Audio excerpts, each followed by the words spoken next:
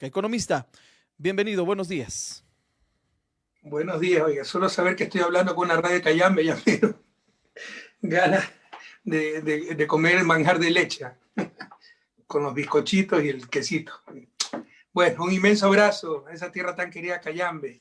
Muchas gracias, compañeros, por esta entrevista. Bien, economista, vamos a ingresar inmediatamente en materia. Luego de todos los tropiezos que ha tenido el binomio Arauz-Rabascal para ya declarar en firme su candidatura, ¿cuál es la lectura que usted tiene? ¿Hay presión del gobierno para impedir esta participación? Eso es obvio, pues a quién les puede caer duda. ¿Alguien recuerda que haya pasado algo remotamente similar no desde mi gobierno, desde que regresamos a la democracia a principios de los 70? Que un binomio, más aún el binomio que encabeza todas las encuestas, haya tenido tanto problema para inscribirse. Recuerden que nosotros nos inscribimos el 18 de septiembre, Carlos Rabascal y Andrés Arauz y Carlos Rabascal, 18 de septiembre. Y recién hace 2 o 3 días está en firme la inscripción, casi 3 meses después. ¿Cuándo se ha visto eso? Sin mencionar que en principio el candidato era yo a la vicepresidencia. Cuando anuncié mi candidatura el 18 de agosto, una jueza dijo el 19 de agosto que ya estaba ejecutoriada la sentencia, lo cual era mentira, quedó en ridículo, y luego sacaron una sentencia definitiva en 17 días para impedirme participar. ¿Cuándo se ha visto esto? Sin mencionarle cómo nos robaron Alianza País, cómo 3 veces nos impidieron inscribirnos como un nuevo movimiento, cómo cuando participamos con lista 5 eliminaron a lista 5. Por supuesto que había una persecución brutal, no pudieron impedir nuestra inscripción, por eso se están matando entre ellos, por eso nadie quería tomar esa decisión para que no le caiga encima el resto, porque la consigna era impedir que participe el binomio correísta. No lo pudieron impedir, no es que no quisieron, no pudieron, Marcelo, tengámoslo claro, y así nos perjudicaban no solo a nosotros, a todos, porque democracia son elecciones libres, votar por quien me dé la gana o contra quien me dé la gana. Incluso a los opositores le estaban negando la oportunidad de rechazarnos en las urnas. Entonces esto perjudica a todo el país y han destruido todo, incluso la democracia. No contentos con esto, como saben que estamos ganando, ellos hicieron encuestas del gobierno y tienen asesoramiento extranjero, quieren meter a última hora a Álvaro Noboa, pero no les es suficiente. Quieren atrasar las elecciones, lo cual es gravísimo. Es decir, están utilizando todas las trampas posibles para tratar de impedir nuestra victoria, forzar una segunda vuelta y que todos se unan contra nosotros en esa segunda vuelta, como lo hicieron en la consulta mañosa. Y miren las consecuencias de esa consulta. Miren las consecuencias que sería el que nos pudieran derrotar todos juntos y que continúe este gobierno nefasto con los banqueros y con toda la argolla que ha destruido la patria en estos últimos años. Economista, al ser el binomio Arauz-Rabascal de los últimos en declararse en firme para las próximas elecciones, ¿siente usted que están en desventaja ante otros partidos que ya están en franca campaña y han avanzado ya? Pero por supuesto, pues usted no se imagina todos los perjuicios que se origina. Para empezar, solamente cuando tiene el binomio tiene la cuenta única de campaña y ahí puede recibir legalmente los depósitos. Entonces, para recibir depósitos, que lo dice la ley, las contribuciones que se registran, que las aprueba el Consejo Nacional Electoral, pero necesita esa cuenta. Entonces, hasta este momento, no hemos podido recibir esos apoyos, mientras que Lazo hace 2 meses ya está en campaña, ya cupé. Entonces, todo esto es para perjudicarnos, todo esto es para desconcentrarnos. ¿Cómo vamos a sacar adelante una campaña cuando todavía ni siquiera tenemos inscrito el binomio? Por supuesto que esto ha sido para perjudicarnos, sin embargo, no lograron el objetivo principal, que era impedirnos participar. Esa fue la consigna. Eso es lo que intentaron por todos los medios. Poco menos que un milagro es que podamos participar. ¿Y sabe por qué? Porque cuando nos robaron hasta lista 5, nos abrió las puertas Compromiso Social listas 1 y eso no se lo esperaba. Y gracias a eso, gracias a ese prácticamente un milagro, porque yo ni conocí a Enrique Menoscal, lo conocí hace poco, el presidente del Centro Democrático, es que hemos podido participar y eso no se lo esperaba. Entonces, pero por supuesto que demorar la inscripción en firme del binomio nos ha perjudicado grandemente. Economista, hagamos un pequeño análisis. ¿Cuál cree usted que hubiese sido el panorama de no declararse en firme o de no permitir la participación del binomio Arauz-Rabascal? Hubiera sido una nueva ruptura democrática. Nos robaron nuevamente la democracia, que no la han robado varias veces, porque la democracia, por favor, entendamos, tiene dos patas principales, y no me lo estoy inventando yo, lo dice la Carta Democrática de la OEA, ¿no? esas reglas preestablecidas en que se establece el juego democrático, las elecciones, que se llama Estado de Derecho. ¿Para qué? Para que no seamos víctimas de la coyuntura, de la manipulación. Y eso no lo entendemos los ecuatorianos. Creen que votar ya es democracia. No, se puede manipular. Por ejemplo, la consulta mañosa rompió la Constitución, rompió la regla preestablecida, el Estado de Derecho, es inválida. Es que votó la mayoría, pero engañándonos. Y en función de la coyuntura, no en función de la Constitución. Y así no vamos a ningún lado. Les pongo un ejemplo más claro. La pena de muerte está prohibida por la Constitución, el sistema interamericano y por todos los instrumentos de derechos humanos del mundo. Pero si agarro a un violador y asesino en serie y le pregunto al pueblo ecuatoriano, ¿quieren que lo matemos? Probablemente gana, sí, pero va contra la Constitución, contra reglas preestablecidas. Es la pasión del momento. Muchas veces ya nos han metido en esa trampa. Cuando derrocaron a Abdalá Bucaram, usted sabe que yo considero a Abdalá Bucaram la peor basura de la historia política ecuatoriana, pero fue ilegalmente derrocado, pues eso es claro. Y además reemplazado por un presidente interino, Fabián Alarcón. No existía en la Constitución presidente interino, pero llamaron a una consulta popular y en la pasión del momento, en el odio hacia Bucaram, la gente aprobó lo que se había hecho, la destitución de Bucaram y nombramiento de Fabián Alarcón. Eso no es democracia. Están rompiendo las reglas preestablecidas del Estado de Derecho. No es que porque se votó, si estamos claros, para que no nos vuelvan a engañar. Debemos madurar democráticamente. Y la segunda pata, ese Estado de Derecho, la primera pata, esas reglas preestablecidas y cuyo fundamento básico es la Constitución. La segunda pata son elecciones libres, preestablecidas, transparentes, universales, ¿no? Periódicas. Pero ¿qué significa elección libre? Que yo puedo votar porque me dé la gana. Pero si el gobierno, con la prensa, con sus artimañas, los que van a decidir quiénes son candidatos o no, ya no son elecciones libres. Es decir, si no dejaban participar al binomio de la esperanza, al binomio para recuperar el futuro, Andrés Arauz, Carlos Rabascal, no se hubieran podido llamar libres las elecciones del 7 de febrero. Y no hubiera habido democracia. Economista, hemos tenido la oportunidad de entrevistar ya en varias ocasiones a Andrés Arauz, también estuvo acá en los estudios el abogado Fausto Jarrín. Ellos, pues, en términos generales, nos han dado a conocer parte del plan en el caso de que este binomio llegue a la presidencia, nos han dado a conocer parte del plan de gobierno. Y en términos generales, hablan de recuperar la patria. ¿Cómo conseguir esto, economista? Pues ya lo hicimos en el 2007. Recuerde que tuvimos un eslogan muy similar, volver a tener patria, porque la memoria es frágil, ¿no? Entonces, como no éramos Suiza cuando llegó al gobierno un inepto traidor como Moreno, resulta que la mesa no estaba servida. Cuando le entregamos un gobierno, un país totalmente diferente que yo recibí hace 10 años, en el 2007, en ese momento hace 10 años, que era un país sin carreteras, sin energía, hasta el 2010. Tuvimos cortes de luz, acuérdense, hasta que inauguramos Masar. Pudimos inaugurar Masar. Nos vendían las barcazas, propiedad privada de los socialcristianos, la energía, y por eso no construían hidroeléctricas para mantener el negocio. Importábamos energía, importamos más de 1.000 millones de Colombia y Perú, ahora exportamos energía. No teníamos energía. Había 800 conflictos limítrofes que nos habían costado vidas, porque eran violentos, como en la Concordia. Ya no queda ninguno, lo resolvimos todo. Algunas veces con mucho costo político, porque no se puede contentar a todo el mundo. Tiene la razón el uno o el otro. Entonces, el otro se ponía bravo al que no le damos la razón. Por eso algunos prefectos se alejaron, pero teníamos que cumplir con nuestro deber. Pero tenemos 800 conflictos limítrofes. La corrupción campeaba. Tuve que declarar en emergencia Petroecuador, o ya se olvidaron, y meter la Marina de Guerra, porque la corrupción se llevaba en peso Petroecuador. Ahora luchamos denodadamente contra la corrupción, pero siempre queda en rezago.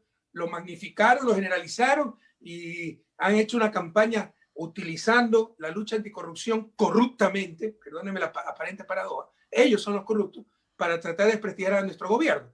Bueno, la gente ya se ha dado cuenta de lo que es la verdadera corrupción, porque volvió esa corrupción generalizada, aceptada, impulsada del propio gobierno, en este caso con el reparto de hospitales, con los carnets de discapacidad falsos, con el financiamiento de la consulta mañosa con plata de las empresas públicas.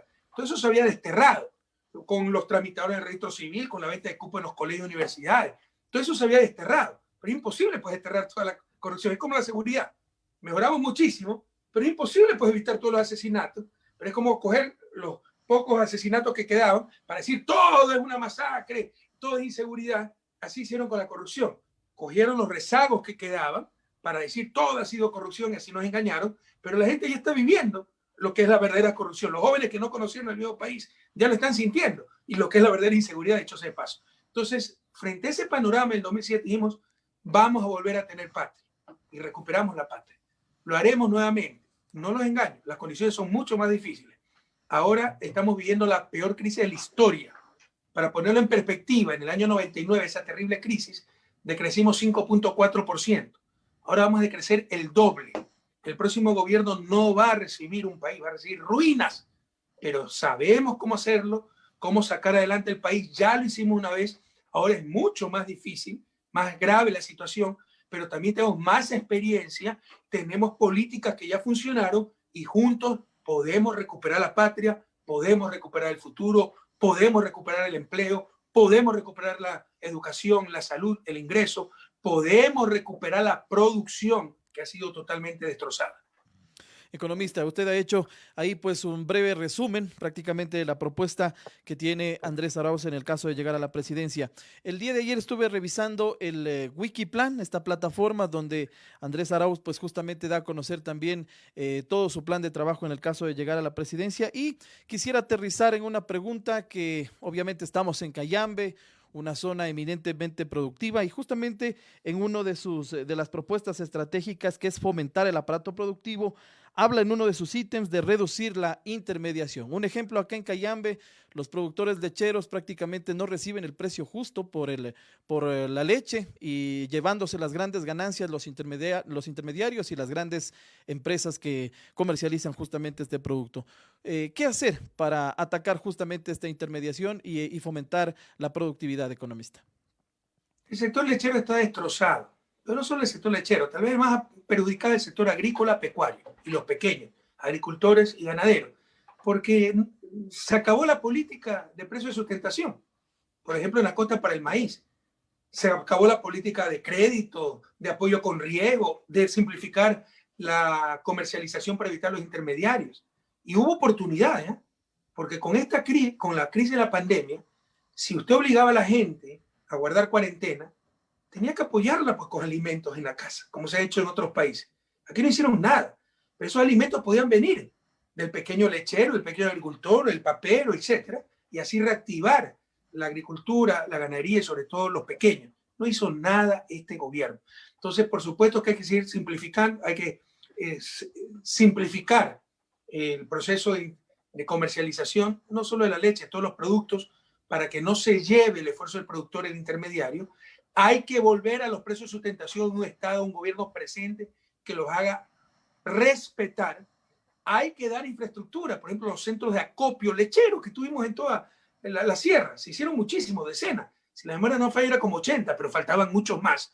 Y hay que crear demanda de parte del propio Estado. Por ejemplo, les puse el ejemplo de la cuarentena, el desayuno escolar, para que sea más fácil incluso mantener esos precios mínimos cuando el Estado mismo compra la leche y ya tienen una base de consumo, de demanda, de mercado, los productores, en este ejemplo, los ganaderos lecheros. Pero para resumir esto, Marcelo, en resumen, el principal deber de un gobierno no es contentar al Fondo Monetario, no es contentar a los banqueros, no es contentar a los dueños de los grandes medios de comunicación que hablan español pero piensan en inglés, y ni siquiera les aseguro que conocen Cayambe, nunca han visitado el refugio del Cayambe, sus maravillosos paisajes, nunca han ido a comer manjar de leche con bizcochitos y con queso, pero nunca han visitado ni siquiera tal vez una florícola, las bellas flores de Cayambe, pero sí conocen bastante bien Miami.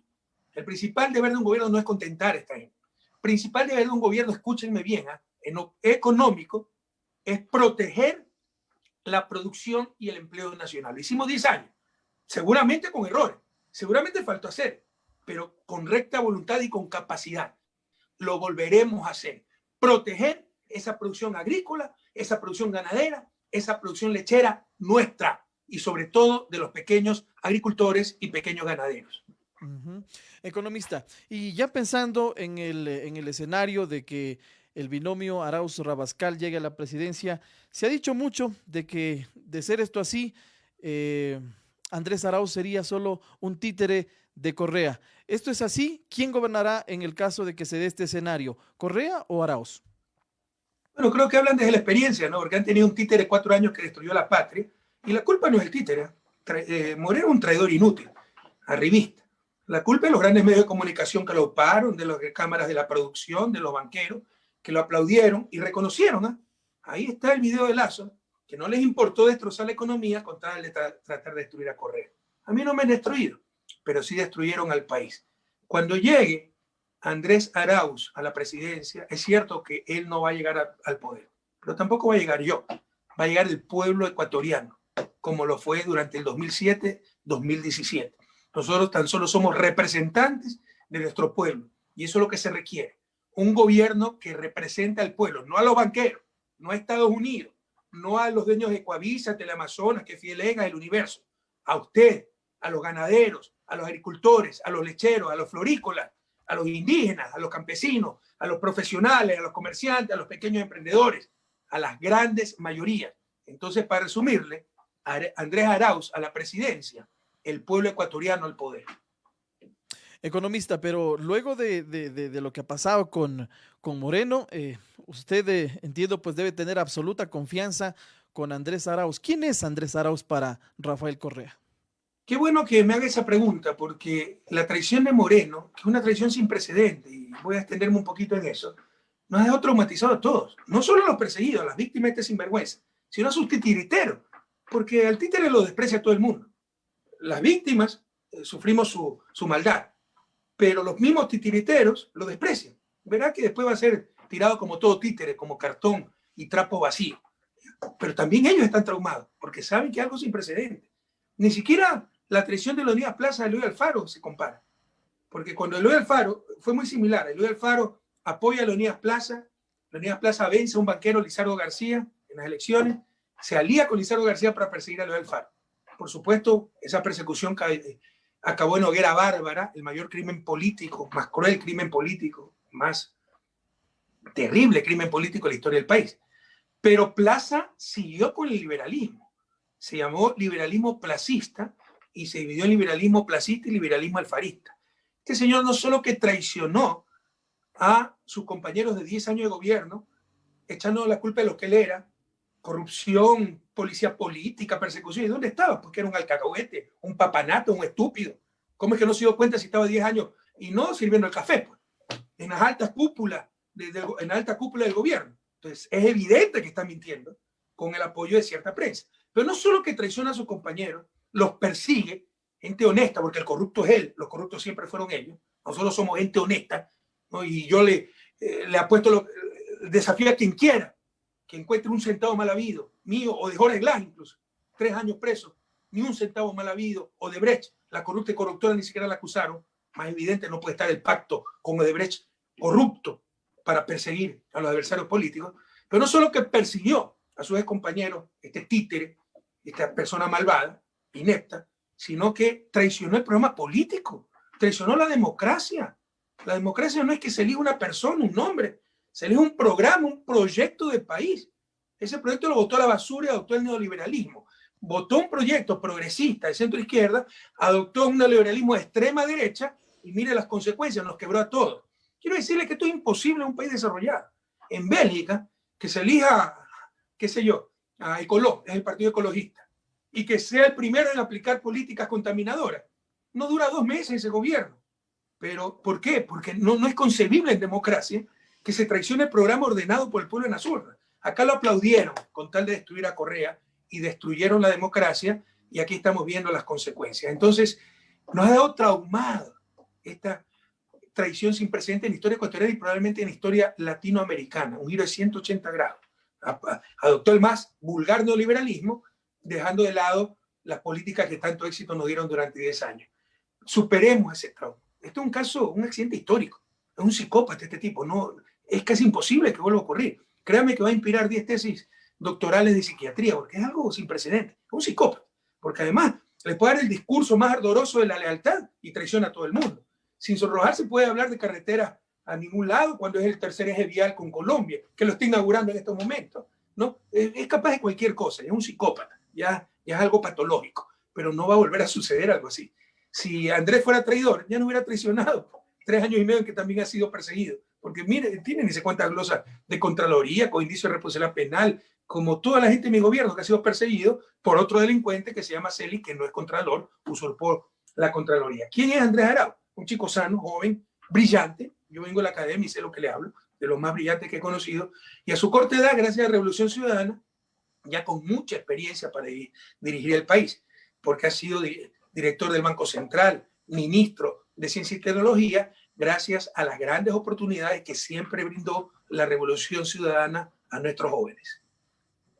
Economista, en una de las entrevistas recientes que le hacen al candidato Arauz, justamente manifiesta de que usted sería uno de sus principales asesores, que actualmente está funcionando como jefe de campaña. ¿Usted aspira a regresar al país en el caso de que Arauz llegue a la presidencia?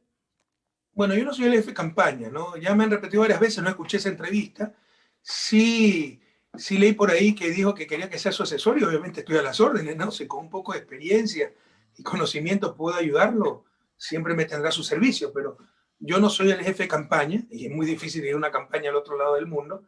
En mis planes no era residir en Bélgica, ganar la presidencia, incluso mayoría en asamblea. No se olvide de Cayambe, usted tiene un gran representante de Cayambe para la asamblea. Fausto Jarrín, queridísimo compañero, mi abogado, él conoce toda la persecución que hemos vivido, queda horrorizado de ver las monstruosidades jurídicas que se ha hecho para perseguir, ¿no? Pero necesitamos ganar también mayoría en la Asamblea. Si queremos derogar la ley de apoyo humanitario, poner las nuevas leyes de protección al trabajo, todo lo que derrumbó esta gente, no solo se requiere ganar la presidencia, sino ganar la Asamblea. Sean conscientes de eso, por favor, y va a ser mucho más difícil tener mayoría en la Asamblea porque estos son tan irresponsables que para perjudicarnos y para potenciar la corrupción, si antes pedían un hospital por el voto, ahora van a pedir 3 hospitales, cambiaron el método de asignación de escaños. Antes, para ganar los 2 primeros asambleístas, tenía que ganarle 2-1 al que le seguía. Ahora tiene que ganarle 3-1. ¿Para qué? Para dispersar la votación en la asamblea, no lograr una mayoría, perjudicarnos a nosotros, no tener una mayoría contundente y que no podamos cambiar nada. O sea, con más ganas hay que votar todo lista 1 para la asamblea para tener mayoría contundente en esa asamblea. Pero quería decirle que ganar la elección no significa que yo pueda volver al país porque siguen los problemas jurídicos, entre comillas, judiciales, porque la justicia ecuatoriana todo el mundo se ríe. Hay gente que dice, usted no está dando cara a la justicia. Yo estoy hace rato dando cara a la justicia. Yo estoy bajo la jurisdicción del Estado belga, salí con 70% de apoyo popular después de 10 años de haberles ganado todas las elecciones y sin una infracción de tránsito, hasta que me empezaron a perseguir y tengo 36 investigaciones criminales, más que el Chapo Guzmán, Pinochet y Al Capone juntos. ¿Para qué se le ríen de eso? Yo estoy defendiéndome bajo la jurisdicción del Estado belga, le estamos ganando todo. Ya Interpol, pues las contestaciones que le dan causan vergüenza ajena porque le están diciendo que son unos corruptos. Eso no publica la prensa de Ecuador, pero a nivel internacional están quedando pues en ridículo. Por supuesto, en Ecuador no hay Estado de Derecho, hay una dictadura, controlan la justicia y por eso puede hacer todo lo que están haciendo. Entonces tenemos que esperar a que se resuelvan problemas jurídicos que yo creo que cuando cambie la situación política, jueces honestos que lo hay, sin presión política, sin tanta presión mediática, harán lo correcto. Lamentablemente, en estos momentos, hacer lo correcto es ser juez heroico, y eso todavía no tenemos. Y si no lo hacen los jueces ecuatorianos, lo harán los jueces internacionales, porque esos casos de persecución no tienen ni pie ni cabeza, ni contra mí, ni contra Jorge Glá, ni contra Alexis Mera, ni María Duarte, es pura persecución, ni contra Ricardo Patiño, al cual le sacaron una orden de prisión por un discurso, ni contra Virgilio Hernández, Paola Pavón, Cristian González, los cuales le pusieron, los detuvieron, les pusieron brazaletes por el delito de rebelión, ni contra Gabriela Revenera, la cual acusaron de instigación de las protestas de octubre, metieron preso a su padre acusándolo de lavado de activos, lo sobreseyeron después de un año, pero eso no publicó la prensa. Entonces, jueces internacionales, olvídese, o sea, lo van a hacer pedazos y demorará un poco, pero tendrán que responder. Entonces, resumiendo, que ganemos no significa que yo pueda volver, pero además mi plan de vida era radicarme aquí en Bélgica y dedicarme a la academia, pero veremos qué sucede en el futuro, ¿no? Pero hay que ganarles las cuestiones judiciales y vamos a ganárselas y vamos a demostrar que los corruptos siempre fueron ellos y verá que pronto los que estarán huyendo, escondiéndose, serán ellos, porque hay fraudes procesales, hay mentiras, pruebas manipuladas, como el cuaderno del caso Soborno y tantas tonterías más por las cuales tendrán que responder. Economista, muchísimas gracias por su tiempo, por aceptar esta entrevista. Le dejo en la parte final para nuestros oyentes e internautas que están conectados a esta hora. No, gracias a usted, muchas gracias y qué alegría dirigirme a Cayambe. Ustedes saben cómo cambió la vida, las carreteras de Cayambe, las escuelas, los centros de salud, el trabajo, la seguridad. Es tan fácil como esto. Pregúntense cuándo iba mejor, ahora, en esta tragedia, o durante el 2007-2017. Claro, habrá fanáticos que digan ahora para no darle la razón a Correa. Lastimosamente, contra ese odio fanático ya no podemos hacer nada, pero la inmensa mayoría no tenemos dañado el corazón, incluso los anticorreístas. Piensen cuánto daño nos ha hecho el odio, cómo nos han engañado estos 4 años. Piensen cuándo vivían mejor.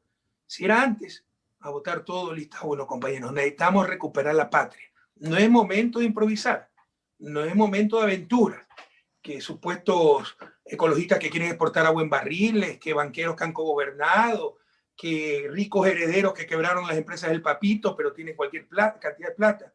Hay que votar por lo que ya se probó que nos lleva a la prosperidad, a la dignidad, a la justicia, a la seguridad, a la educación, a la salud, por la gente que sabe, que tiene experiencia. Y si quieren, hacemos una comisión de la verdad con gente internacional para que revise los casos judiciales y vamos a demostrar quiénes fueron los corruptos siempre. Pero eso no es lo más importante. Lo más importante es tu trabajo, tu ingreso, tu familia, las becas para tus hijos, la educación, la salud, la seguridad. Y juntos, ya lo hicimos una vez en el 2007, lo volveremos a hacer en el 2021, juntos recuperaremos la patria. Recuerden que ya no somos lista 35, nos robaron la lista 35. Somos listas 1, es muy fácil. Es una papeleta grandota, primero, el primerito casillero, primerito, listas 1. Entonces, a recuperar juntos la patria, a no perder la esperanza. Hay luz al final del túnel. Lo hicimos una vez, juntos lo volveremos a hacer. Un inmenso abrazo, Cayambe, Pichincha, y gracias a ustedes, Marcelo. Muchas gracias, amigos, oyentes y televidentes.